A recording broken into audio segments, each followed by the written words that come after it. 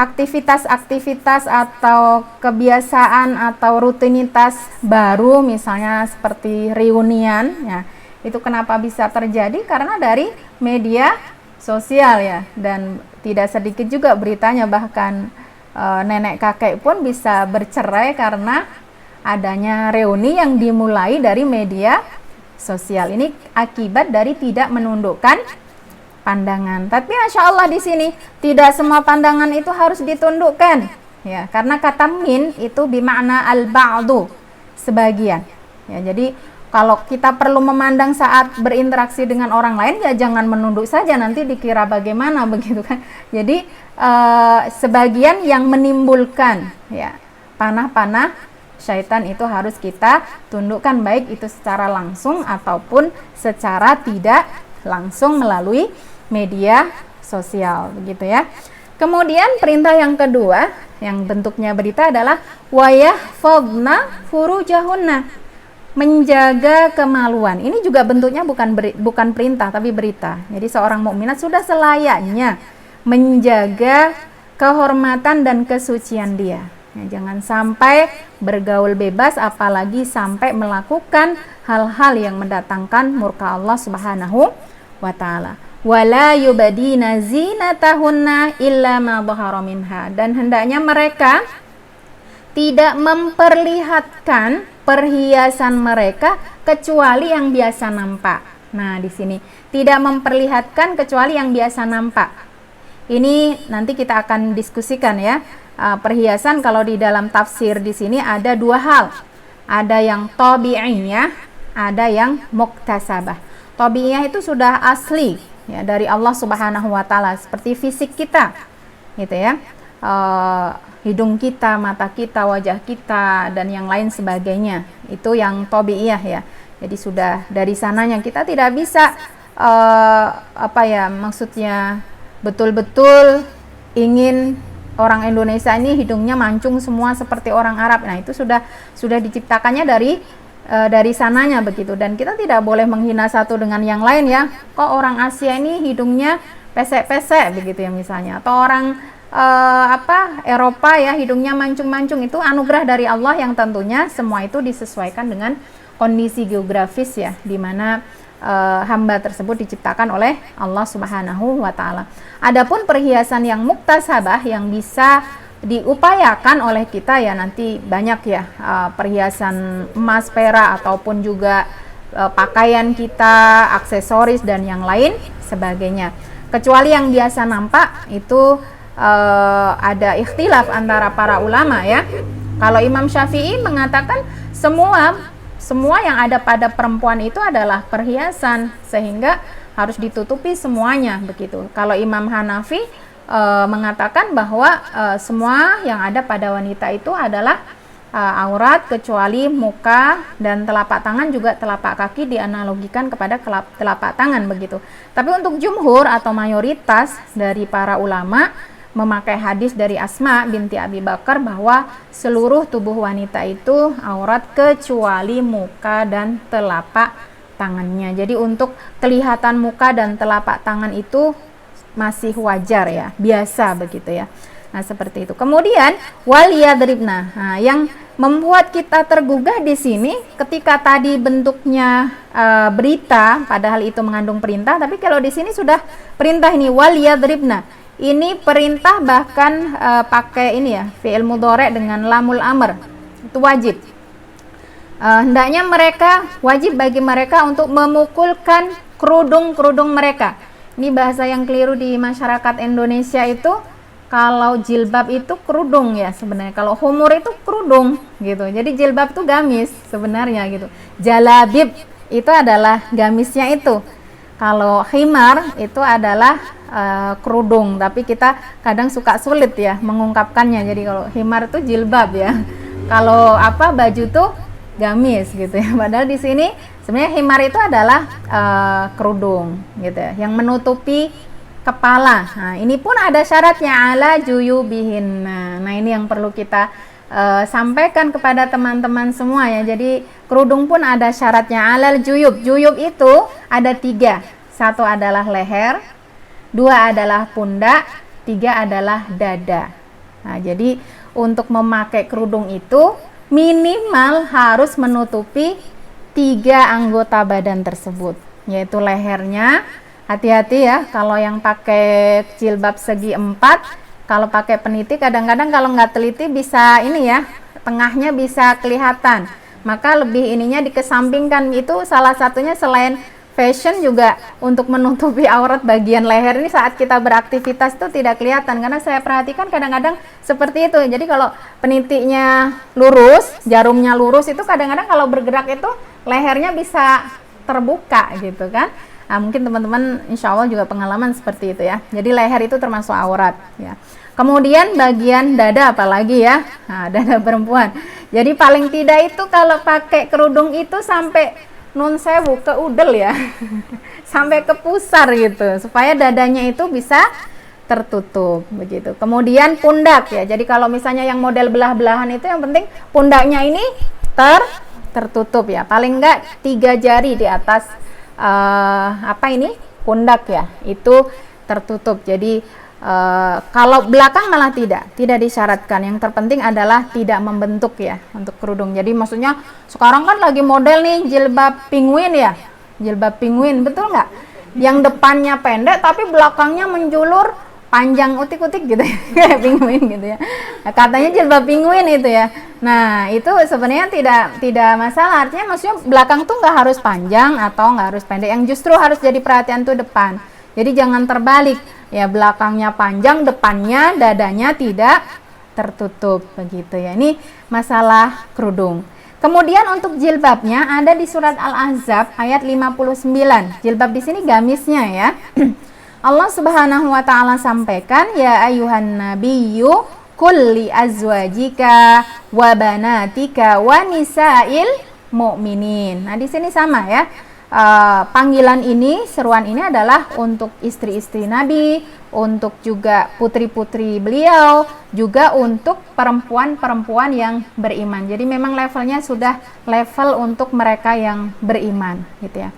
Di sini bentuknya lagi-lagi juga berita. Yudnina alaihinna min jalabibihinna. Nah, mereka hendaknya menjulurkan jilbab. Jilbab di sini tadi itu ya, gamis sebenarnya kalau di sini ya, gamis mereka agar dijulurkan begitu.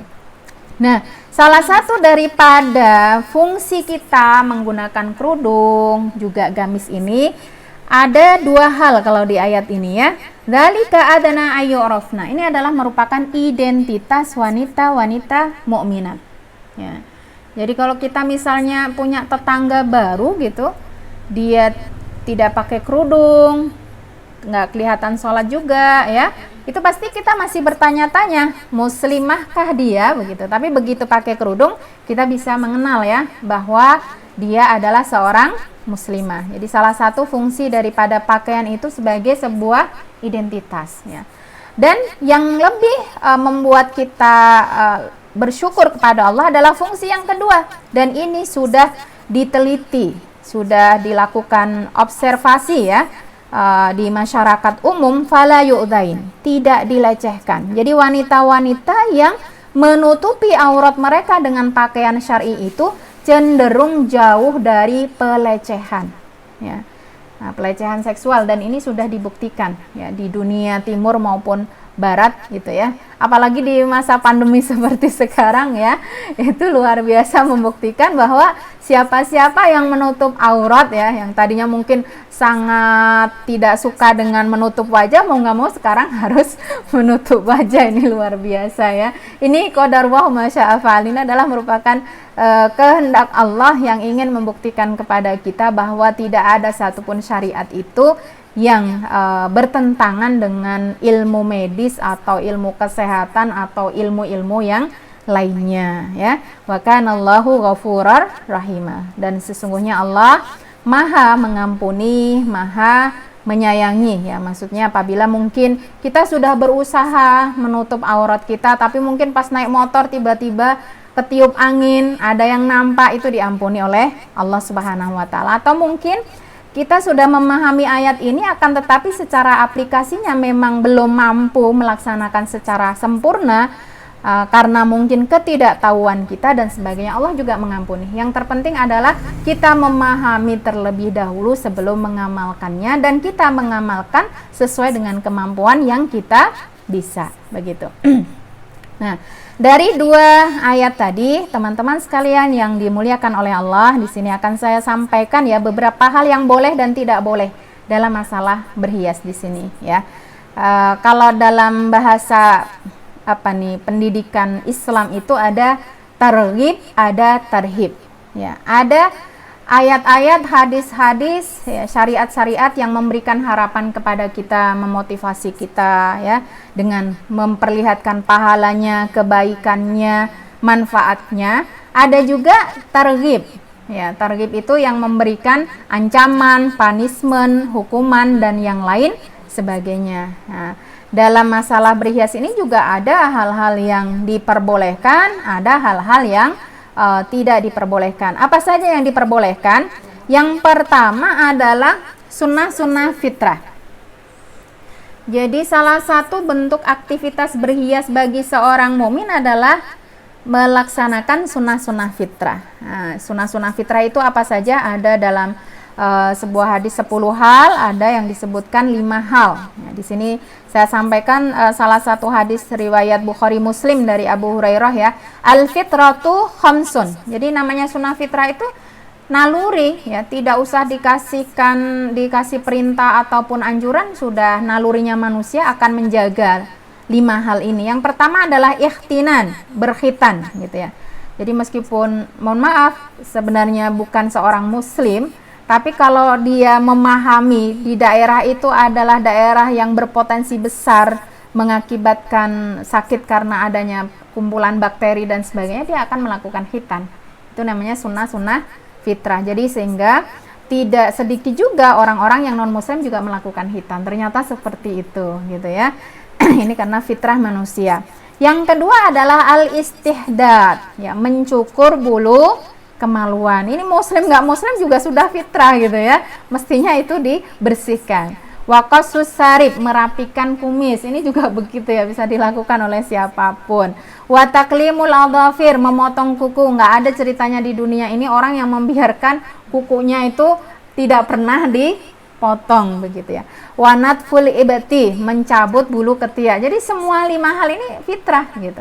Dan ini termasuk salah satu cara berhias kita supaya sehat ya, supaya indah begitu ya. Coba kita bisa bayangkan kalau kuku nggak pernah dipotong, terus kemudian bulu ketiak nggak pernah dibersihkan ya, kemudian juga kumis nggak pernah dirapikan, itu akan seperti apa begitu. Adapun teknisnya nanti bisa kita diskusikan karena sekarang banyak ya cara-cara untuk membersihkan secara praktis dan tidak menimbulkan efek samping yang buruk. Dan ini sering ditanyakan juga ya, ada krim ya yang buat merontokkan bulu bisa bersih. Nah itu saya kira tidak masalah selama bahan-bahannya terbuat dari bahan yang halal dan tentunya tidak berefek negatif untuk kita begitu. Kemudian yang boleh lagi adalah bagi perempuan ini ya, khusus bagi perempuan boleh memakai perhiasan dari emas dan juga pakaian dari sutra. Ini khusus bagi perempuan ya. Karena putri Rasulullah pun memakai pakaian dari sutra. Kalau tentunya sesuai budgetnya ya, karena sutra itu tergolongnya wow ya, harganya berapa? 1 meter bisa 3-5 JT ya, 1 meter. Bukan sutra kecewa loh ya, sutra asli gitu ya, itu mahal. Karena sekarang kan ada sutra-sutraan gitu, ada level-levelnya sutra itu gitu. Nah ini ya, kalau kecewa hati gitu. Nah di sini dari Anas bin Malik ya, dia berkata ra'aitu ala Zainab bintin Nabi sallallahu alaihi wasallam qamisa hariri sayara. Jadi Anas bin Malik ini pernah melihat Zainab putri Rasulullah sallallahu alaihi wasallam ini mengenakan kamis ya, jadi mengenakan pakaian yang terbuat dari sutra bergaris. Jadi tidak apa-apa kalau kita mampu membelinya dan bukan bermaksud untuk berlebih-lebihan atau berlomba-lomba, itu tidak masalah ya, karena beberapa orang itu sensitif ya dengan kain-kain tertentu dan sutra itu adalah kain yang terbaik begitu, yang insya Allah tidak ada orang yang alergi sutra, betul. Alerginya pada kantongnya ya, bukan pada jenis bahannya begitu. Nah, kemudian masalah emas disampaikan oleh beliau Rasulullah Shallallahu Alaihi Wasallam dalam hadis riwayat Ahmad, Nasai dan Tirmidzi.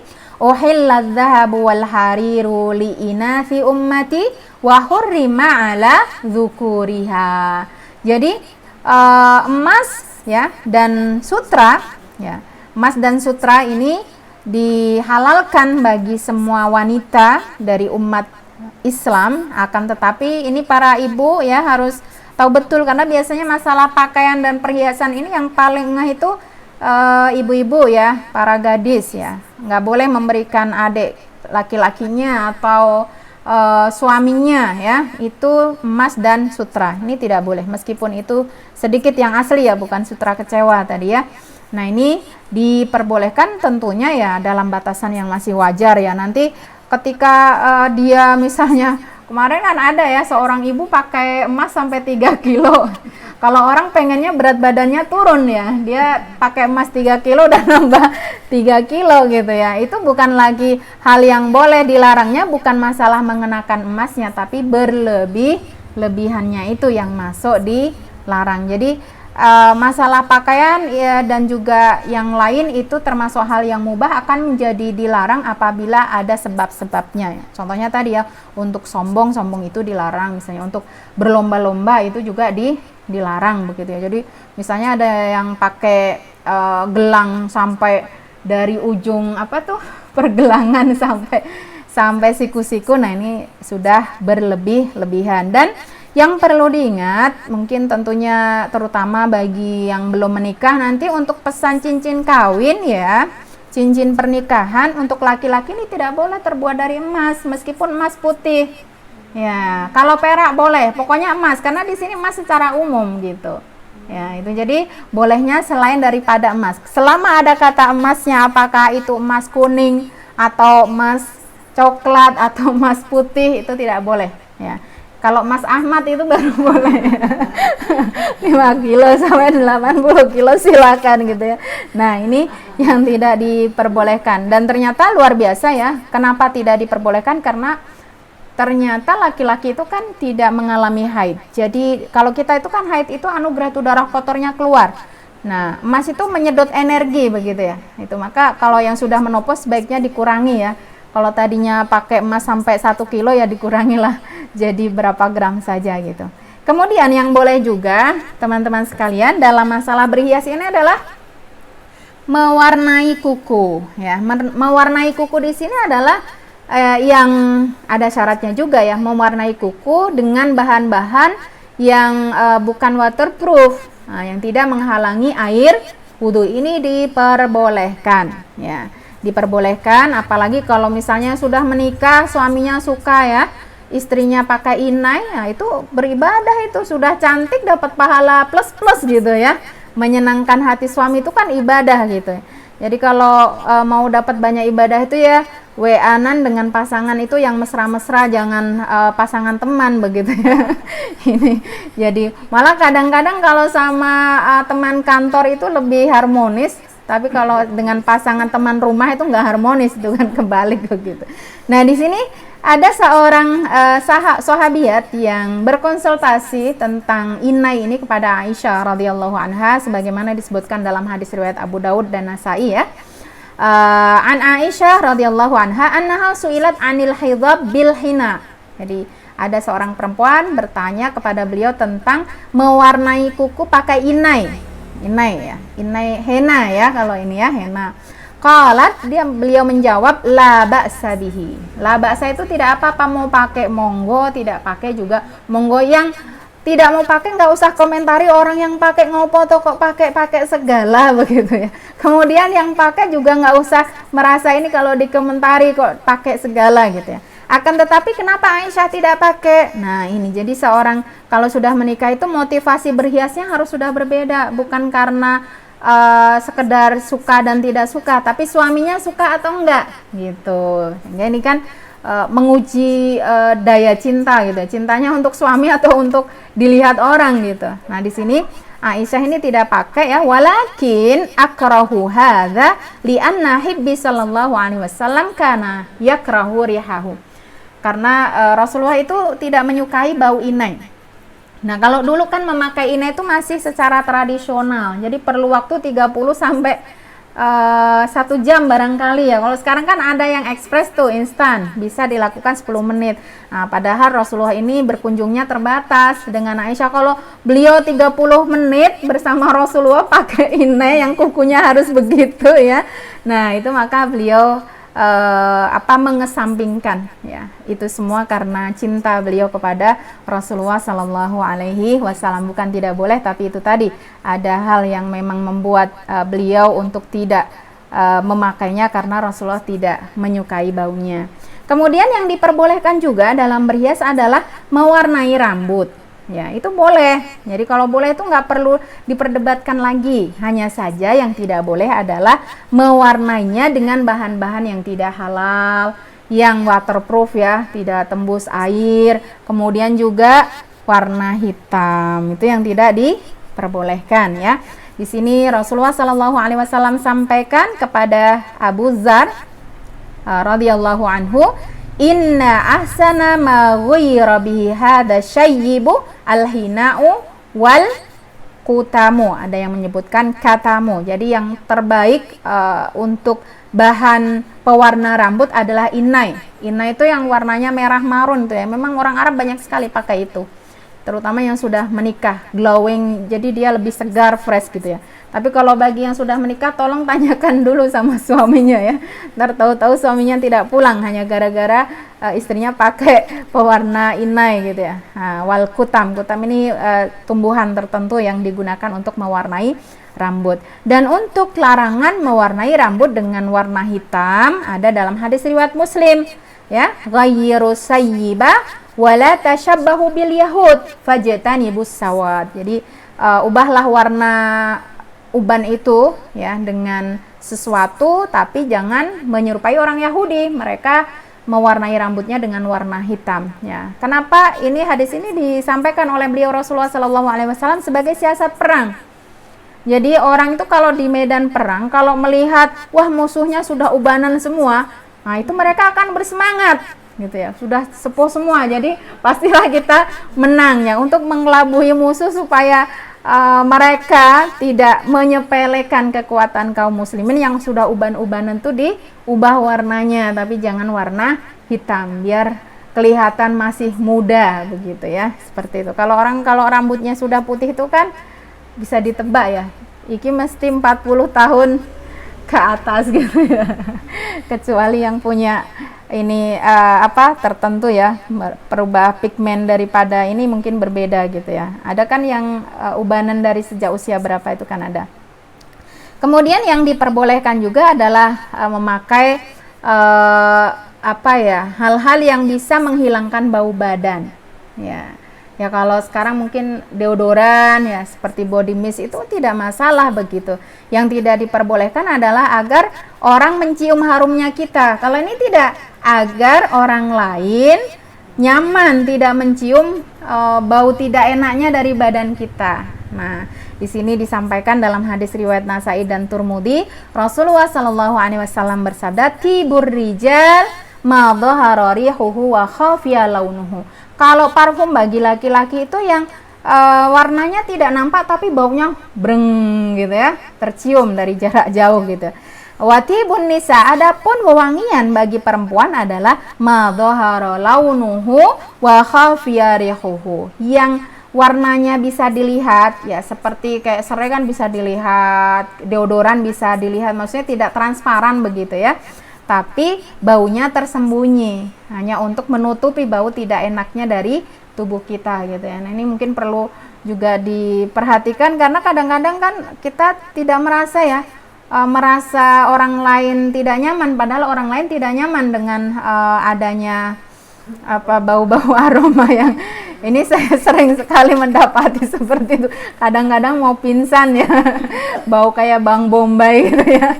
Nah seperti itu. Jadi apalagi kalau di hadapan suami, nggak ada suami itu yang tidak suka bau wangi gitu ya. Itu Itu minimal tidak bau, tidak sedap begitu ya. Jadi tidak bau, wangi pun tidak masalah. Jadi seperti juga pewangi pakaian itu tidak masalah ya. Kemudian yang diperbolehkan juga adalah memakai celak mata itu ya. Itu termasuk diperbolehkan. Nah, ini diambil dari tadi ya, ayat yang saya sampaikan, wala yubdina zinatahunna illa ma dhahara minha. Itu apa sih yang biasa atau wajar nampak? Itu ditafsirkan oleh Ibnu Abbas adalah al-kuhlu wal khatam, yaitu celak dan cincin. Nah, jadi disepakati celak dan cincin itu diperbolehkan. Kalau gelang itu ada ikhtilaf ya. Ada yang membolehkan, ada yang tidak. Ya, yang terpenting jangan melewati batas pergelangan.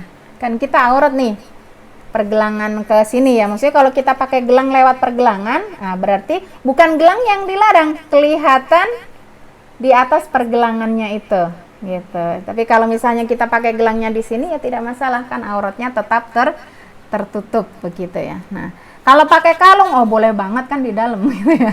Pakai anting boleh ya, asalkan nggak seperti model sekarang pakai jilbab, pakai anting terus antingnya dikeluarin gitu ya. Ada-ada aja gitu ya. Nah ini, jadi seperti itu. Nah itu tadi ya teman-teman sekalian, hal-hal yang diperbolehkan dalam berhias. Nah sekarang apa saja yang tidak diperbolehkan dalam masalah berhias bagi seorang muslimah ya? Sini ada beberapa hal. Yang pertama adalah menggundul rambut. Ini yang termasuk jasadi tadi ya, kan ada jasadi, ada kisai. Ada yang kaitannya dengan fisik kita, badan kita, ada yang kaitannya dengan pakaian ya. Ini yang termasuk dari fisik kita itu tidak boleh menggundul rambut. Apalagi untuk berperan jadi artis Leonardo-wati misalnya atau apa itu ya, harus sampai digundul rambutnya. Kan bisa pakai wig sebenarnya ya. Itu. Jadi nggak boleh digundul rambutnya. Ini dilarang oleh Rasulullah Sallallahu Alaihi Wasallam ya, dalam hadis riwayat jamaah. Naha Rasulullah Sallallahu Alaihi Wasallam antahliqal mar'atu ra'saha. Rasulullah melarang perempuan untuk menggunduli kepalanya, jadi tidak meninggalkan rambut sama sekali. Nah, kalau ada pertanyaan gimana itu kalau kecelakaan atau di kemo, itu sudah lain lagi kaidahnya. Famanitturra ghaira baghin wala adin fala itsma alaih. Kalau orang itu sudah dalam kondisi terpaksa darurat, itu tidak berdosa. Ya, termasuk di antara kebutuhan untuk berobat, terapi, itu tidak masalah. Tapi kalau hanya sekedar untuk acting ya, atau untuk mungkin ya gaya-gayaan begitu ya, itu tidak diperbolehkan. Kemudian yang kedua, menyambung rambut. Nah, menyambung rambut ya, ini juga lagi tren. Kadang-kadang kan kita lihat nih, seorang tuh kemarin rambutnya pendek, tiba-tiba kok bisa sih dalam waktu sepekan sudah jadi panjang. Ternyata ada jasa baru ya, di salon itu menyambung rambut, Masya Allah. Nah ini termasuk hal yang dilarang, dan mohon maaf teman-teman, ini bahasanya sampai dikutuk. Artinya ini dosa besar. Dosa besar yang sering diabaikan oleh perempuan ya. Rasulullah itu kan kita paham betul, beliau itu memiliki hati yang lembut ya, hati yang penyayang. Tapi kalau beliau sudah mengatakan kata-kata la'ana ya, nah ini sudah yang betul-betul harus kita jauhi gitu ya. Ya rambut ini umum ya, mau rambut mata, mau rambut kepala begitu kan, ada tuh menyambung rambut mata gitu ya, apa itu, idep ya namanya ya, bulu mata ya, jadi berapa senti gitu ya, itu apa nggak berat ya, terus naik Gojek terus kena angin, diterpa angin terus jatuh gitu ya, aduh begitu ya. Nah ini tidak diperbolehkan ya, ini termasuk hal yang dilaknat oleh Rasulullah juga Allah dalam hadis muttafaq alaih. La'ana anan Nabi sallallahu alaihi wasallam la'anal wasilata wal mustausilah. Jadi yang menyambungkan rambutnya dan yang menerima jasa. Nah ini hati-hati teman-teman yang punya bisnis salon atau mungkin untuk wedding itu ya. Itu ketika memberikan layanan harus diperhatikan mana yang boleh dan mana yang tidak diperbolehkan, karena ini sudah termasuk dosa besar, la'ana gitu ya, dikutuk. Nah, dikutuk itu maksudnya bagaimana? Jauh dari rahmat Allah. Padahal Rasulullah Shallallahu Alaihi Wasallam ya bersabda ya, lan yanju ahadukum bi amalihi, kalian tidak akan pernah bisa selamat dengan amal kalian. Nah, meskipun amal kita itu segede apapun, mungkin kita pernah ingat ya kisah dalam sebuah hadis disebutkan oleh Rasulullah, seorang yang hidup mengucilkan diri di tengah-tengah pulau 500 tahun ya, digunakan untuk betul-betul beribadah kepada Allah, ingin meninggal husnul khotimah dan dimasukkan ke surga dengan amalnya itu ternyata tidak bisa. Nah, dari sinilah ya, karena lan itu kata tidak mungkin ya.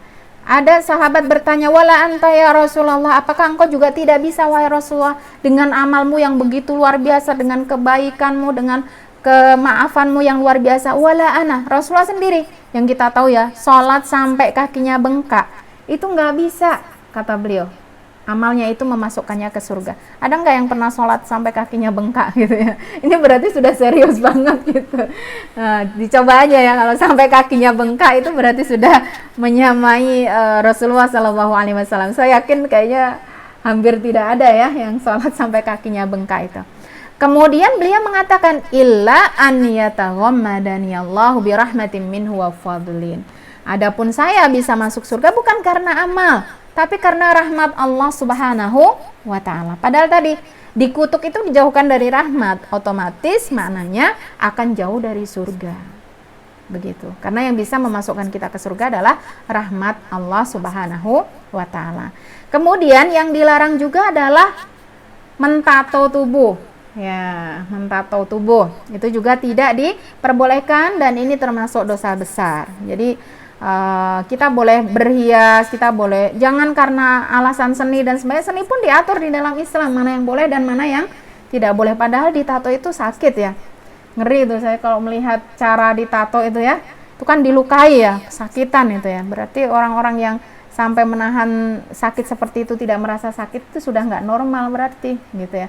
Apalagi daerah-daerah sensitif, kadang-kadang kalau perempuan tuh membuat tato malah justru di daerah-daerah yang unik begitu ya. Nauzubillah min dzalik. Nah, ini termasuk yang dilarang juga. Itu hadisnya masih sama satu ya. Disebutkan al-washimah wal mustaushimah. Jadi perempuan yang mentato tubuhnya ya, dan juga yang menyediakan jasa untuk mentato tubuh orang lain. Nah, hati-hati ya. Ini termasuk yang tidak diperbolehkan. Kalau tato-tatoan kan anak-anak ada itu tato-tatoan ya. Apa itu? Pakai stiker ya. Nah, itu tidak masalah, yang terpenting tidak menghalangi air wudhu ya. Kemudian yang tidak boleh juga adalah kaitannya dengan gigi ya, mengikir gigi atau merenggangkan gigi. Kalau zaman dulu tuh dipangur ya, dipangur tuh diratakan giginya biar rapi, itu ngilu ya sebenarnya ya. Nah, ini termasuk yang dilarang. Kalau sekarang ya dengan alasan seni, ada orang yang membuat giginya sudah cantik seperti gigi kelinci, gigi biji timun kan itu ya, kecil-kecil rapi, dibuat runcing-runcing seperti itu ada kan ya, dibuat lancip-lancip. Nah, ini sebenarnya saya punya gambarnya gitu. Jadi ada perempuan yang giginya itu dibuat lancip-lancip gitu ya, di daerah-daerah tertentu itu tidak diperbolehkan ya. Hadisnya ini wal mutafallijatu lil husni, yang merenggangkan giginya atau meruncingkan giginya atau meratakan giginya bukan dengan sebab untuk terapi berobat. Kalau sebab untuk berobat lain lagi, nanti misalnya nun sewu ya, giginya tongos biar rapi. Atau kemarin saya punya temen gitu ya, itu dia punya kelainan, jadi giginya terus tumbuh memanjang. Jadi dipendekkan pun tumbuh lagi. Akhirnya ya kita harus bersyukur nih kalau normal-normal 14 giginya harus dicabut. Karena dia terus tumbuh. Jadi keluar. Itu ya. Ini ya, itu jadi kalau kita sudah cantik nggak usah inilah gitu ya, nggak usah dibuat-buat yang aneh-aneh gitu ya. Nah, sering terjadi pertanyaan kalau pakai behel gimana gitu. Nah, kalau pakai behel memang untuk terapi, monggo itu boleh semua dengan alasan terapi, asalkan tidak menimbulkan efek samping tidak masalah. Tapi kalau sudah cantik, nah ini lain lagi, karena ada nih giginya sebenarnya udah bagus ya, tapi pakai behel karena ada gaya hidup ya, gaya hidup, karena kan terkesan kalau pakai behel itu glamor atau gimana ya. Nah, ini sudah lain lagi motivasinya begitu. Kalau untuk terapi monggo tidak masalah begitu ya. Tapi harus hati-hati, pilihlah yang standar sesuai dengan kesehatan, karena untuk gaya hidup itu ada sekarang yang dijual behel-behel pasaran ya, yang harganya murah, softline yang murah ya, akibatnya nauzubillah min dzalik ya, buruk akhirnya begitu, sampai mulutnya rusak, sampai matanya rusak karena tidak sesuai standar kesehatan, karena itu untuk berobat begitu. Kemudian yang tidak boleh juga adalah melakukan oplas ya, operasi plastik. Nah, ini di luar untuk terapi ya. Kalau untuk berobat mah nggak ada perlu dipertanyakan ya. Misalnya dia kecelakaan, kemarin saya punya teman kecelakaan tuh harus dioperasi plastik sampai 15 kali. Itu karena hancur kakinya itu ya, diambilkan dari tangan, ada yang diambilkan dari kaki dan sebagainya itu ya. Nah, ini kalau hanya untuk cantik ya tidak diperbolehkan. Ini jadi gaya hidup sekarang ya. Sampai orang terus terang habis berapa ratus JT untuk melakukan transformasi gitu ya. Nah, ini tidak diperbolehkan dan ini termasuk dosa besar ya. Al-mutaghayyirat khalqallah, orang-orang yang merubah ciptaan Allah Subhanahu wa taala. Merubah itu yang tidak boleh. Kalau merawatnya ya agar tetap fresh, tetap sehat, itu sangat dianjurkan begitu. Tapi untuk merubahnya, apalagi untuk dari situlah dia mendapatkan keuntungan secara materi, nauzubillahi min dzalik. Kemarin ada kisahnya ya. Saya lupa di mana begitu, seorang perempuan jadi dinikahi oleh seorang laki-laki dan dia cantik gitu. Nah, ternyata setelah menikah lahir seorang anak, kok anaknya nggak kayak saya, nggak kayak istrinya juga. Nah, ternyata dia tidak bilang kalau istrinya ini melakukan operasi plastik. Akhirnya dia menuntut ya, memberikan identitas palsu. Nah, jadi orang sekarang itu punya banyak penyakit psikis ya, berarti ya. Nah, artinya ya, kita lihat cantiknya wanita sekarang yang ini loh ya, yang berlebih-lebihan itu kan nggak alami begitu ya, kayak wajahnya kayak disiram minyak begitu. Menurut saya kadang-kadang glowingnya itu kok medeni kayak plastik gitu ya, jadi malah kayak serem begitu ya, kayak dikasih jelantah. Nah, ini jadi dirawat ya pakai bahan yang halal dan sebagainya monggo, tapi kalau sampai pakai yang ini dan itu sampai kayak wong tadinya itu yo eksotiknya kulit orang Indonesia itu kan tidak putih banget, tidak apa ya, celing banget begitu ya. Justru itu yang dicari loh kadang-kadang. Jadi ya manis-manis, coklat, putih nggak putih gitu ya. Nah, itu kan bagus begitu. Kalau malah justru diubah nih, apalagi kelihatan nih, saya pernah juga melihat tuh wajahnya putih banget gitu ya, karena mungkin memakai kosmetik itu tadi, tapi dilihat tangannya tuh nggak imbang gitu ya. Nah, ini kan jadi aneh gitu ya. Nah, kemudian yang tidak boleh juga adalah mengeri alis. Nah, ini ya, ini juga tidak diperbolehkan. Mengeri alis. Al-mutanammisat. Ya, al-mutanammisat itu yang mengerik alisnya. Ini mungkin saya sampaikan ini terjadi di hadapan saya sendiri, menjadi pengalaman gitu ya. Saya pernah menghadiri kajian, mengisi kajian itu. Kebetulan ibu-ibu ini jadi MC gitu ya. Nah, alisnya dikerik, kayaknya mungkin buru-buru. Yang satunya sudah digambar, yang satunya belum digambar gitu. Ya Allah, saya kasihan banget gitu ya. Ya Allah, orang-orang melihat juga kasihan banget begitu. Jadi lupa yang satunya digambar, yang satunya tidak digambar. Kan lucu banget gitu ya. Kadang-kadang kalau dipikir orang-orang itu kok cari susah. Udah kita gratis, nggak usah gambar, tiap hari tinggal keluar langsung saja begitu. Kalau dikerik kan harus digambar dulu. Kalau nggak ada alisnya juga lucu gitu kan. Nah, kalau digambar satunya lupa, kan jadi ini ya masalah, jadi gunjingan itu. Sampai kalau mungkin orang di belakang tidak terlalu ini, dia pas lagi di depan lagi, ya Allah gitu ya. Nah, ini jadi pengalaman juga buat kita. Jadi segala sesuatu itu ada efeknya, namanya kita kan kadang bisa lupa. Tadi mungkin sudah gambar satu terus nerima telepon gitu ya, buru-buru ketemuan sama teman, lupa. Nah, gimana coba ya? Jadi cuman bertemu dengan satu alis. Nah, ini jadi alis sudah diciptakan oleh Allah, cantik ya, sudah begitu ya. Terus juga sekarang ada tren baru ya, sulam alis. Nah, seperti itu juga tidak diperkenankan untuk dilakukan. Nanti ada efek sampingnya, itu segala sesuatu yang tidak alami itu akan menimbulkan efek samping karena tubuh kita ini sudah didesain luar biasa oleh Allah dengan segala sesuatu yang supaya bisa berjalan dengan baik gitu ya.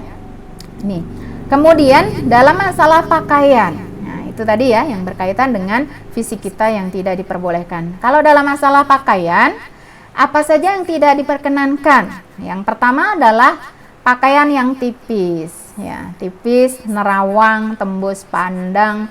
Sekarang kan banyak macam kain ya, kain-kain chiffon apalagi yang soft itu kayaknya kalau double aja kadang-kadang belum masih ini ya. Jadi harus 3 lapis ya mungkin ya. Kalau yang chiffon itu kan tipis gitu ya. Nah, itu jadi pakaiannya panjang tapi tipis, nerawang, kelihatan dari dalam. Ini bukan menutup aurat namanya gitu ya. Jadi apa namanya? Nyarapi. Kalau bahasa Jawanya nyarapi itu apa sih?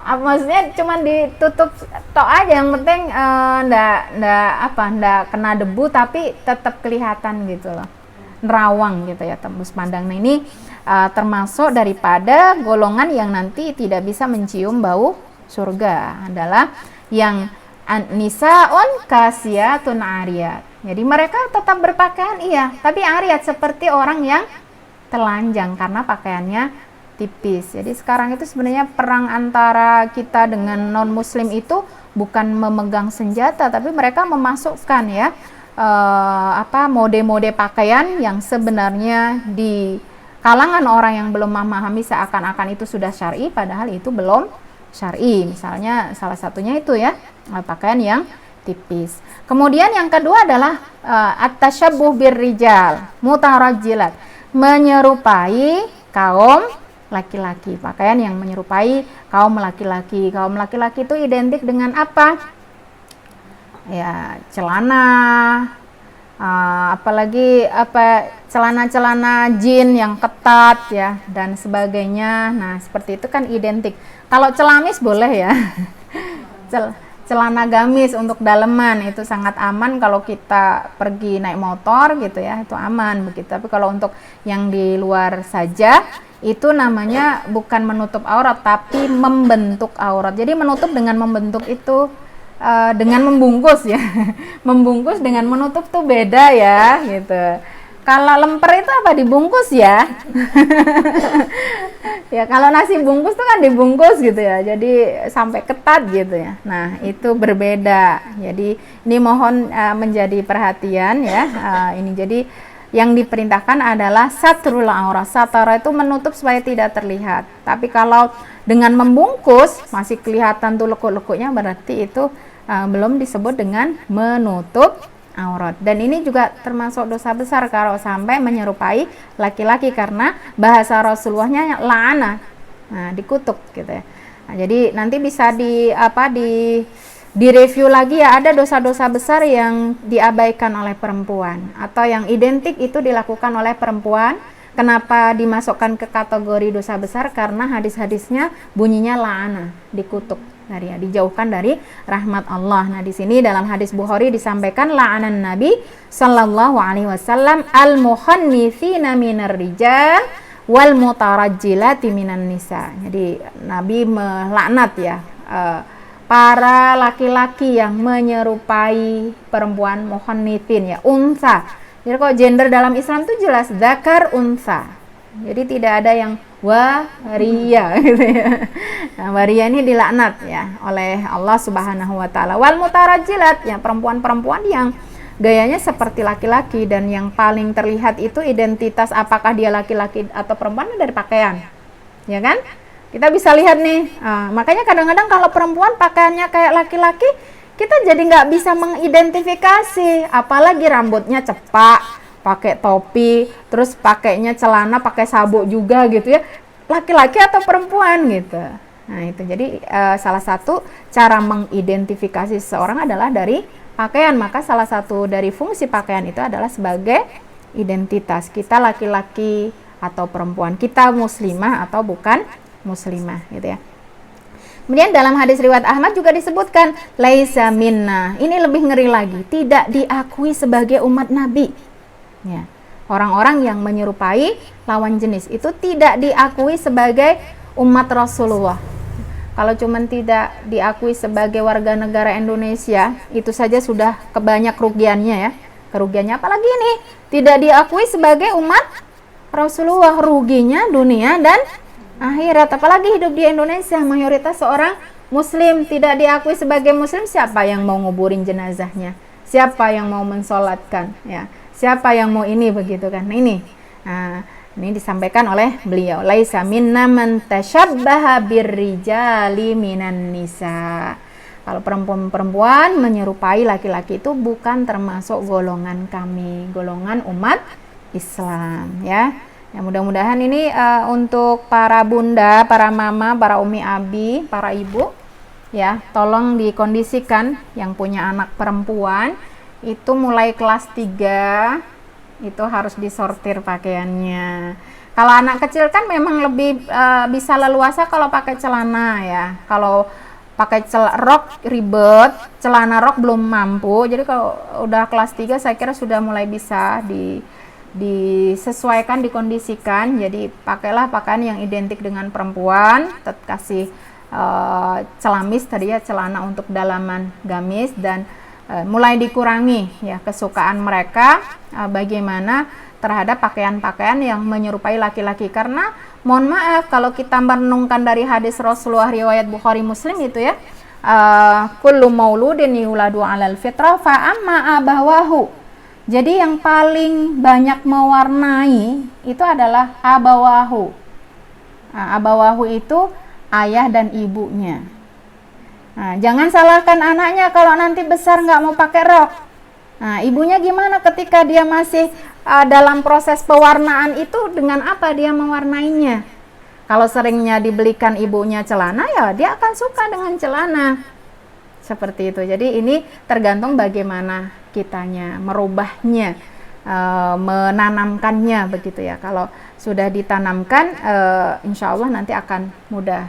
Dan jangan menunggu nanti. Ya kan sebenarnya kewajiban itu setelah balik, tapi kan perlu kita prepare dari sekarang. Apalagi anak-anak zaman now ya, nanti kalau kita tidak menanamkan sejak mereka masih bisa dikendalikan akan sulit begitu ya. Nanti sudah bisa menjawab, sudah bisa menolak, sudah bisa membantah, itu akan sangat sulit. Tapi kalau misalnya fasilitas dan sarannya kita tidak berikan, kan insya Allah mereka mau pakai apa kan yang ada begitu ya. Nah itu berproses, harus dikondisikan ya ini. Jadi biasanya kalau kami menyampaikan di forum-forum POMG gitu, kami sampaikan ketika sudah anak kelas 3, kelas 4, salah satu tugas sebagai orang tua adalah masalah pakaian ini ya. Jadi pakaian kalau laki-laki sih kayaknya no problem ya. Nah yang penting ini kalau untuk laki-laki ya, para bunda ya, jangan memberi lagi pakaian celana di atas lutut, karena lututnya anak laki-laki kalau sudah balik itu aurat.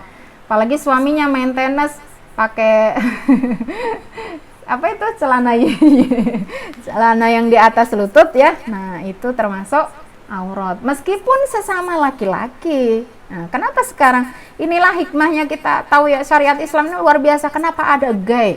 Kenapa ada lesbi?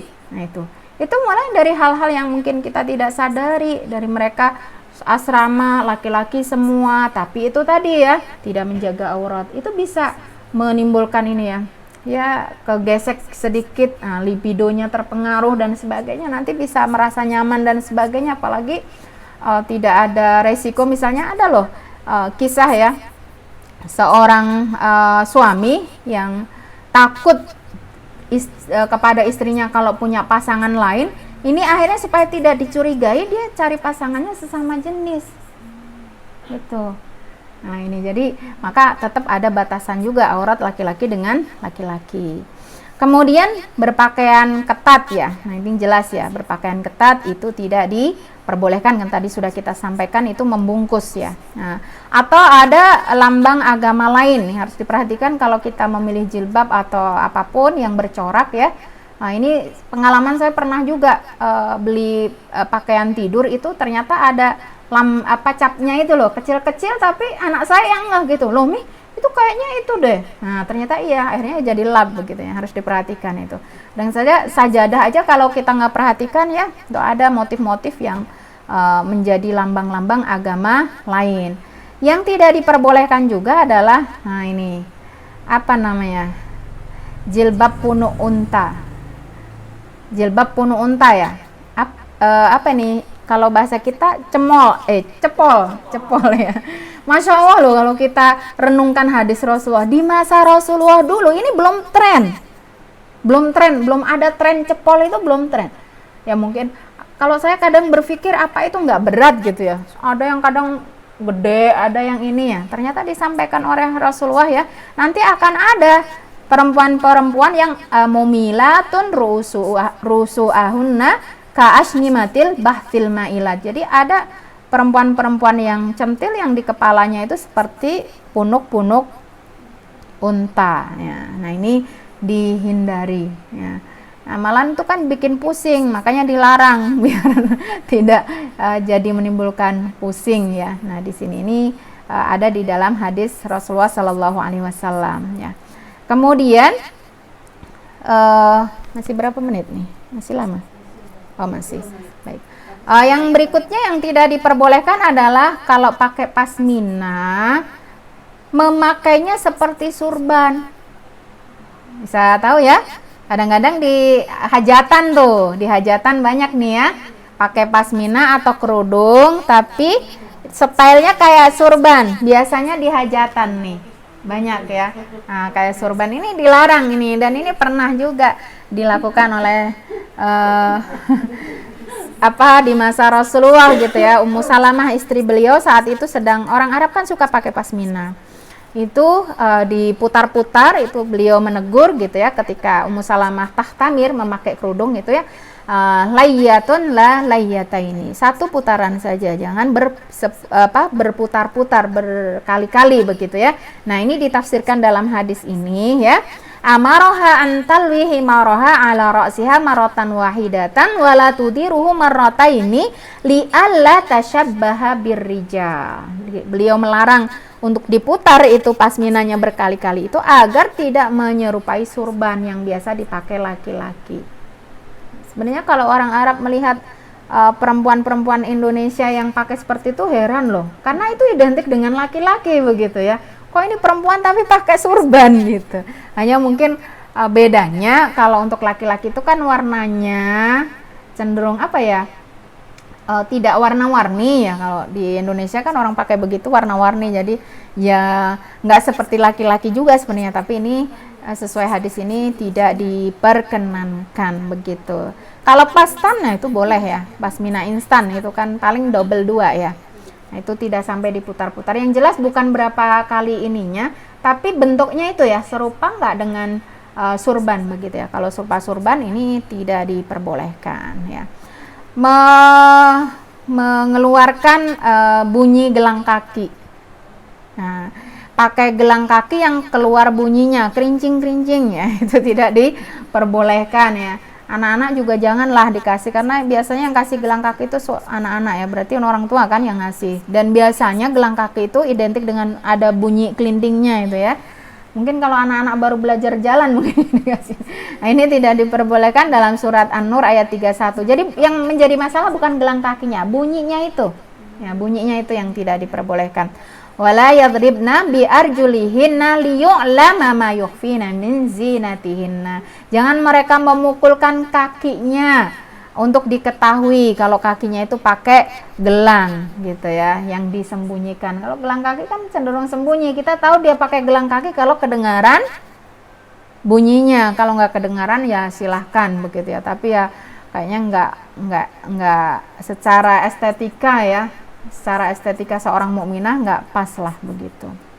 Ini pakai gelang kaki. Terus juga yang tidak diperbolehkan adalah memakai parfum yang tadi istatoro. Itu bahasa Rasulullahnya sudah beda. Istatoro itu agar orang kesengsem bau wanginya kita. Itu bahasanya sudah beda ini, istatoro. Kalau tadi kan untuk menghilangkan bau badan agar orang tetap nyaman berada di samping kita. Ya tentunya yang perlu diingat untuk teman-teman sekalian, ya meskipun body mist itu juga wangi. Jadi kalau kita baru pakai nih, baru mandi, jangan nemui suami orang gitu ya, atau teman, karena dia baunya cenderung wangi gitu kan. Nah itu jadi ya jaraknya dijaga lah gitu, jaga jarak begitu. Tapi kalau misalnya sudah lama atau jarak jauh, saya kira tidak masalah. Apalagi kalau pakai parfum yang baunya tajam, nah ini tidak diperbolehkan ya. Nah karena bahasanya di sini disampaikan oleh Rasulullah, kullu ainin zaniyah wal mar'atu idza ista'tarat. Ista'tarat itu bahasanya kalau kata kerja ada tambahan alif dengan sin, itu sebuah proses keinginan yang ingin dicium baunya, wanginya oleh orang lain. Kemudian di sini famarat bil majlis, apalagi dia melewati majlisnya ikhwan begitu. Kalau majlisnya semua ahwat mah tidak masalah ya. Nah ini kalau majelisnya ada ikhwan, majelisnya ahwat, tapi bagian sarana prasarana ada ikhwan, nah, harus jaga jarak seperti itu. Kalau memang kita memakai itu, ya harus jaga jarak dari tadi ya, yang bisa menimbulkan fitnah begitu. Karena tidak ada satupun yang tidak disukai oleh Rasulullah ya, kecuali atau menjadi ujian bagi kita semua. Itu Rasulullah itu diuji oleh Allah. Ini Rasul loh yang memiliki benteng keimanan yang luar biasa. Itu dua, satu adalah atib, hal-hal yang berbau wangi, yang kedua adalah al-mar'ah, perempuan. Jadi tidak ada satupun laki-laki itu yang tidak suka bau wangi gitu. Maka para emak ya, buatlah suami itu kerasan ya, di rumah bau berambang bawang terasi, terus kalau di di luar baunya yang wangi-wangi, karena biasanya orang keluar bau wangi ya, tapi kalau di rumah bau terasi, nanti mampir dia ke tempat yang bau wangi atau kerasan ya, di tempat bau wangi ya. Kemudian yang berikutnya adalah tabarruj ya. Ini tidak diperbolehkan. Tabarruj itu yang berhias, memoles sehingga nampak dari jarak kejauhan ya. Misalnya alisnya sudah tebelin lagi, pipinya sudah merah merona, dibuat lebih merah lagi, bibirnya sudah pink bagus, dibuat merah lagi. Kalau misalnya hanya pakai lip balm, itu saya kira tidak masalah ya. Jadi untuk perawatan itu tidak masalah, tapi jangan yang mencolok lah sampai terlihat ya dalam jarak jauh. Kata-kata tabarruj itu dari kata burjun. Burjun itu menara. Menara itu kan dari kejauhan juga nampak gitu ya, bagaimana meronanya, bagaimana tadi ya tajamnya begitu kelihatan gitu ya. Nah itu yang bisa saya sampaikan. Di sini ada banyak pertanyaan yang masuk ya. Pertanyaan yang pertama adalah yang dimaksud dengan mencukur bulu kemaluan ya, apa ini yang dimaksud mencukur bulu kemaluan itu selain area V, ketiak apakah juga diperbolehkan dicukur atau dicabut ya? Tadi sudah sedikit saya sampaikan ya, yang penting dibersihkan. Nah untuk teknisnya, jadi dalam Islam itu ibadah dibagi menjadi dua, ada yang mahdhoh, ada yang ghairu mahdhoh. Mahdhoh itu yang sifatnya ritual. Kaidahnya dalam ibadah mahdhoh itu harus al-ittiba'u minhajan atau manhajan wa kifiyatan. Jadi dari dasar sampai pada teknis itu harus ittiba. Ada tata caranya, harus sesuai dengan tuntunan. Tapi kalau yang ghairu mahdhoh seperti membersihkan diri dan sebagainya itu cukup al-ittiba'u manhajan la kaifiyah. Jadi dasarnya kita tahu, kaifiyahnya itu diserahkan kepada kita. Jadi mau dicukur boleh, mau dicabut sakit loh ya kalau dicabut. Kalau terus saya kesakitan itu ya. Sekarang ada krim yang untuk merontokkan, silakan. Yang penting terbuat dari bahan-bahan yang halal dan tidak mengakibatkan efek samping yang tidak baik begitu. Hukumnya jika berpakaian dengan motif-motif apakah termasuk bertabarruj gitu ya. Jadi Untuk pakaian itu hukum asalnya mubah, boleh gitu ya. Dan untuk motif sendiri tidak ada larangan. Jadi maksudnya boleh itu selama tidak ada larangan khusus, misalnya nggak boleh berpakaian motif, itu ya enggak apa-apa, boleh begitu. Atau jadi makan, pakaian itu hukum asalnya boleh, akan menjadi dilarang dengan sebab, akan menjadi diperintahkan dengan sebab. Selama tidak ada sebab untuk yang menjadikannya dilarang, dan selama tidak ada sebab yang menjadikannya diperintahkan, kembali kepada hukum asal, yaitu diperbolehkan. Nah, sebagaimana tadi saya sampaikan di depan bahwa Zainab memakai gamis dari sutra bergaris. Garis itu kan termasuk motif gitu ya. Yang jelas ya, yang nggak usah berlebih-lebihan ya, yang jreng banget gitu ya, dan sebagainya. Nah, itu bisa disesuaikan. Yang kalau di daerah-daerah Sumatera, Medan sebagainya itu kan warna-warna cerah itu biasa banget. Tapi kalau kayaknya di Solo ya, itu nggak begitu ya. Nah, itu jadi warna, kalau Idul Fitri itu kan di sana merah sama kuning itu biasa, tapi kalau di Solo itu kayaknya wow. Nah, itu ya, jadi diperbolehkan. Kemudian yang pertanyaan berikutnya, pakai skincare dari dokter, menggunakan lipstick, eyeliner gitu ya.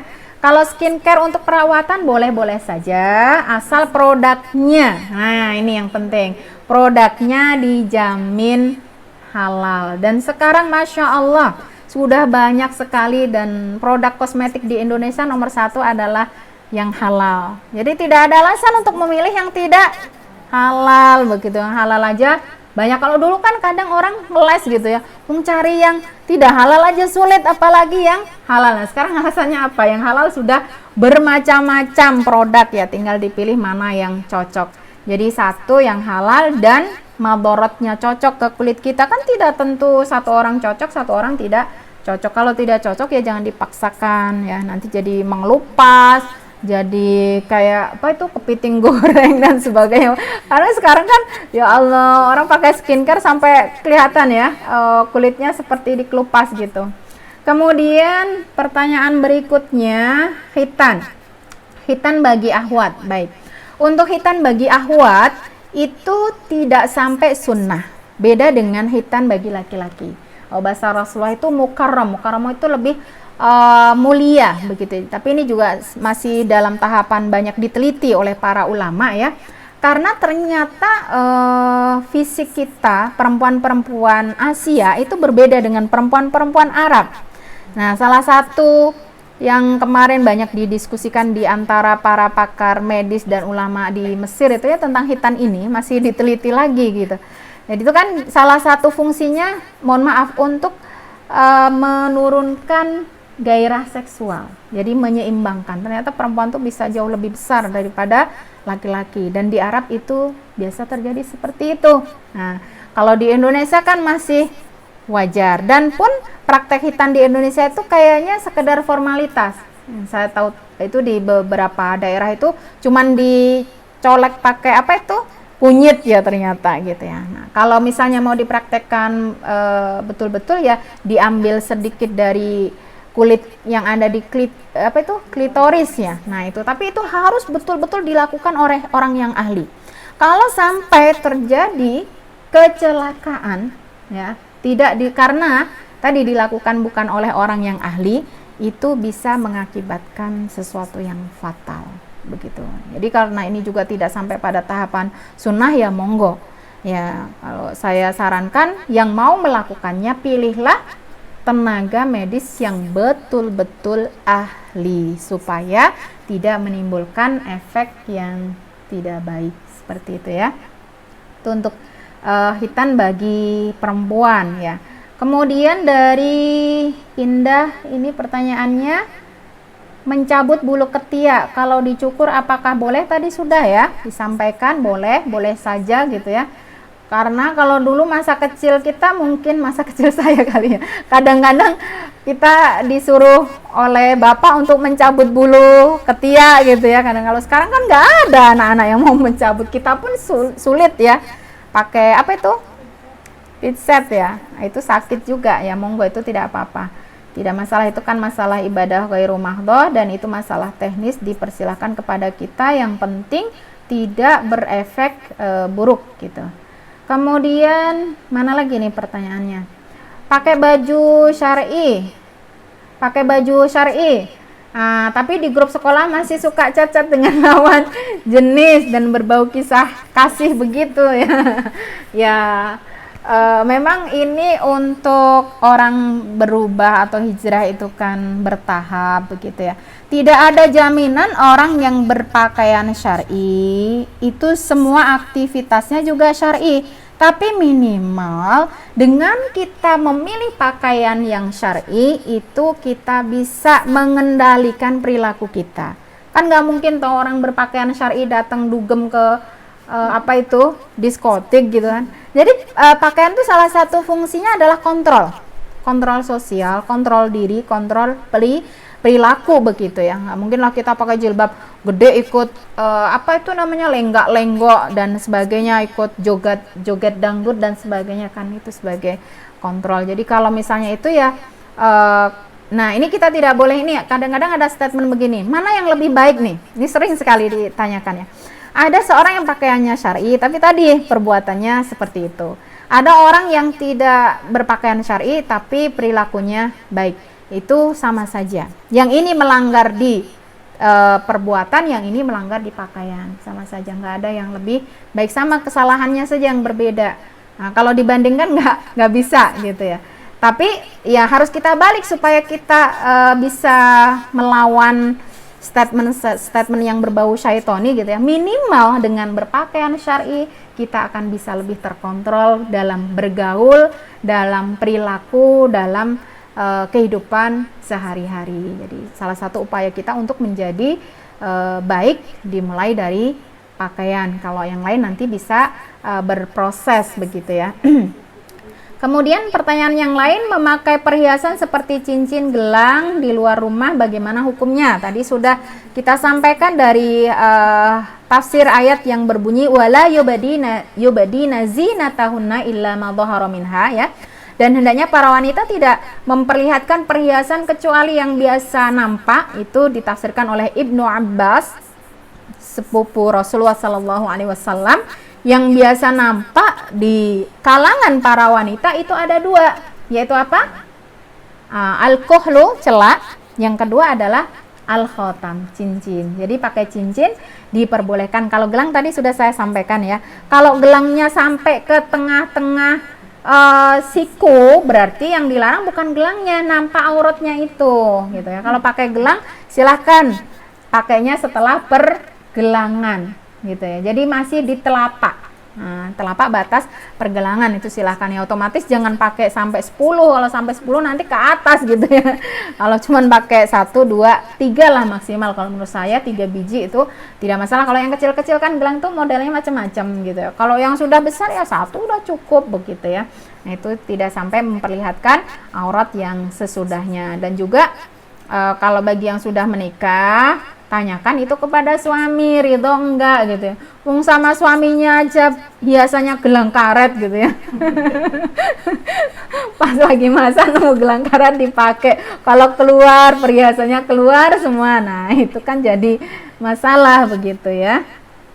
Kemudian manjangin kuku ya. Manjangin kuku boleh, tapi tidak boleh lebih dari 40 hari. Nah, karena para sahabat Rasulullah, juga Rasulullah sendiri tidak pernah membiarkan kuku beliau tidak dipotong lebih dari 40 hari begitu ya. Tentunya ini ada manfaatnya ya. Kalau kita sudah lebih dari 40 hari panjang, itu kalau kita harus, apalagi musim virus seperti ini ya, harus ekstra membersihkannya. Kan di sela-sela kuku itu ada ini bakteri, ada kuman begitu. Makanya kan sekarang mencuci tangan pakai 6 tahap itu diantara yang dibersihkan adalah kuku. Nah, kalau kukunya panjang gimana gitu ya.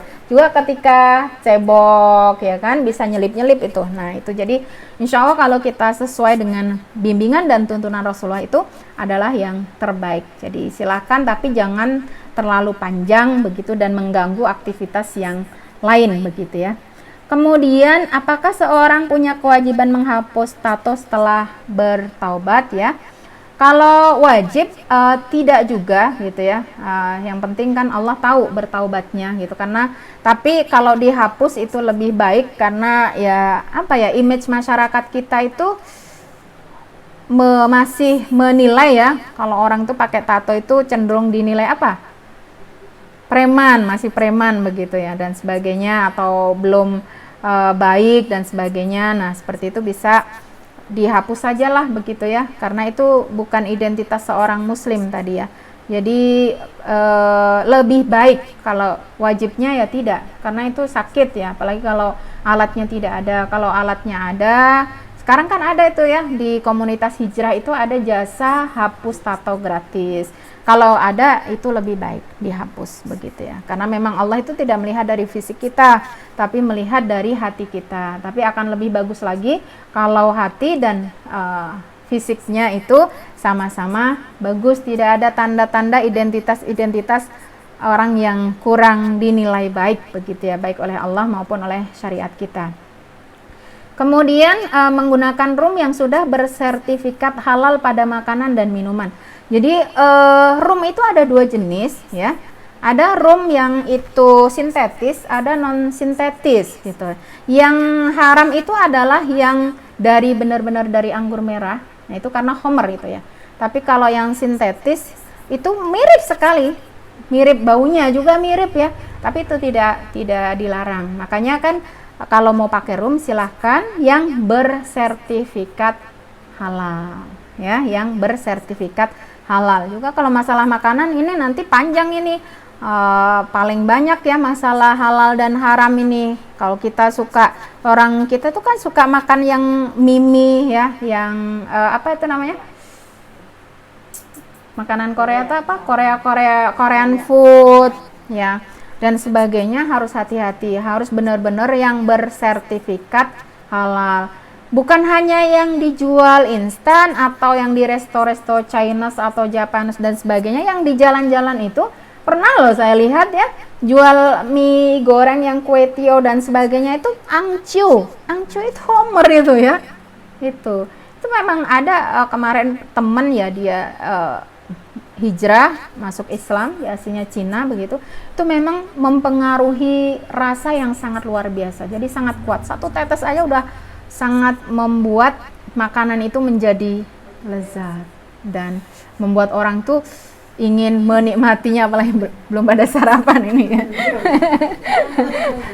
Ini ya, jadi silakan ya. Nih, obat juga begitu ya. Obat-obat cair itu ada banyak juga yang dicampurkan. Tidak semua alkohol itu khamar, tapi khamar itu sudah pasti alkohol. Jadi yang perlu diteliti bukan alkohol dan tidaknya, khamar atau bukannya gitu.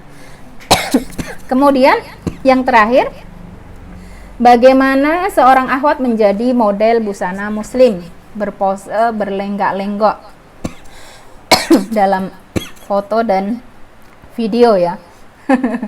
Nah, ini ya sebaiknya dihindari ya kalau dia seorang muslimah, karena itu kan dinikmati oleh orang lain dan menimbulkan fitnah. Cari profesi yang lain ya. Wanita boleh berkarir tapi ada syaratnya, yang jauh dari ikhtilat, juga tabaruj, juga tadi pelanggaran terhadap syariat. Begitu mungkin. Ada lagi pertanyaan?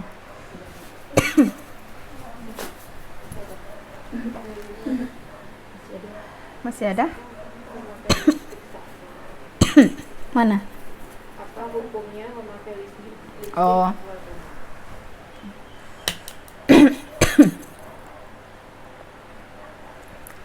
Memakai lipstick ya. Memang ini jadi permasalahan baru ya. Sekarang lagi tren ya. Pakai lipstick, bahkan lip balm pun itu berwarna ya. Itu ya kalau menurut saya yang bukan masalah lipstiknya, warnanya itu ya. Warna, kalau lipstick yang warnanya soft, cenderung ke warna bibir, tidak burjun tadi ya, tidak mencolok, membuat orang dari kejauhan kelihatan, silahkan begitu. Apalagi ini musim kering seperti ini kan, kita perlu pelembab bibir ya. Nah itu, tapi pilihlah warna bibir, bukan warna yang mencolok. Kalau kira-kira nanti kita akan bertemu dengan orang yang melihat wajah kita sampai kepada bibir kita. Kalau sekarang pakai masker semua, ya silahkan, tidak masalah ya, saya jangan dibuka gitu kan. Itu pakai ditutup ya tidak masalah begitu kan. Mau pakai lipstik yang semerah merona apapun, asal ditutup ya silahkan, tidak masalah. Kalau yang dibuka itu tadi ya, kalau boleh saya sarankan jangan yang berwarna mencolok begitu, karena ya sekarang begini, gimana ya, kadang agak sulit menjelaskan ini. Misalnya pun sama suami kondangan begitu, yang lain kelihatan fresh, seger ya, warnanya ini, lihat istrinya pucet amat begitu ya. Nah itu kan jadi permasalahan baru begitu ya. Yang penting itu tadi ada batasan-batasan yang boleh dan yang tidak boleh gitu ya. Ya meskipun sebenarnya mau semuanya memakai itu tidak menjadikan hukum itu berubah, akan tetapi di sini ada hal-hal yang bisa kita ambil jalan tengahnya ya tadi itu ya. Rawat bibir agar selalu lembab ya, pakai lip balm atau lip gloss gitu ya, tapi bukan yang warnanya mencolok yang bisa menimbulkan fitnah ya gitu, karena bibir itu kan daerah yang sangat sensitif gitu ya. Gitu, jadi apalagi kalau sudah seksi ya, itu tambah seksi gitu kalau kelihatan merona. Makanya kan sekarang ada jasa bukan hanya sulam alis ternyata ya, ada juga namanya sulam bibir, masya Allah begitu kan. Itu memang luar biasa ini ya. Nah, jadi seperti itu ya, mudah-mudahan ini bermanfaat untuk kita semua. Bagaimana cara mempromosikan baju muslim saya menggunakan model? Ya boleh saja memakai model, tapi tidak berlebihan lah dalam bergeraknya gitu kan. Ada yang memang lenggak-lenggoknya itu banget gitu ya. Ada yang dijual itu modelnya apa? Model bajunya begitu kan. Itu yang terpenting kan, tujuan kita dagangannya laku begitu ya. Nah itu dimenonjolkan pakaiannya bukan modelnya itu. Jadi bukan lenggak-lenggoknya itu, tapi detail pakaiannya begitu ya. Itu kan bisa, insya Allah bisa. Kemudian juga kalau sekarang kan bisa juga diedit kan bisa ya mukanya supaya tidak kelihatan bagaimana begitu ya. Dan masalah rizki dagangan tuh tidak usah khawatir, sudah diatur sama Allah gitu ya. Jadi tidak lantas karena kita mempromosikannya itu tidak maksimal, tidak laku, itu tidak. Insya Allah sudah diatur oleh Allah ya. Kalau kita sudah punya tujuan yang baik, insya Allah Allah akan selalu mempermudah urusan kita. Kan wa may yattaqillaha yaj'al lahu makhraja wa yarzuqhu min haitsu la yahtasib. Kita menjalankan bisnis ini dalam rangka menjalankan ketakwaan perintah Allah, menjauhi larangan Allah, insya Allah akan dipermudah oleh Allah Subhanahu wa Ta'ala. Jadi silahkan memakai model hanya sekedar memperagakan detail bajunya, tidak perlu yang sampai lenggak-lenggok ya, karena ini sudah jadi tren baru juga. Ini saya lihat ada yang jual baju bahkan syar'i gitu ya, tapi menurut saya agak berlebihan dalam mempromosikan melalui modelnya itu. Dulu-dulu nggak ada loh, ini sudah muncul ini mulai ini ya. Nah ini monggo nanti bisa kita dakwah melalui bisnis kita ya, dengan cara kalau tidak menambah persentase masalah-masalah atau pelanggaran tersebut, minimal kalau tidak bisa mengurangi, minimal jangan menambah, seperti itu ya. Itu insya Allah ya.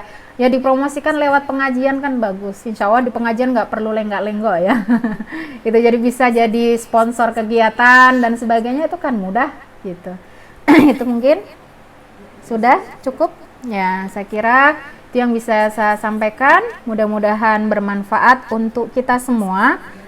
Apabila ada hal-hal yang kurang berkenan, mohon maaf yang sebesar-besarnya, atau mungkin ada hal-hal yang kurang sesuai itu karena keterbatasan ilmu dan pemahaman yang kami miliki. Mudah-mudahan Allah mengampuni kita semua.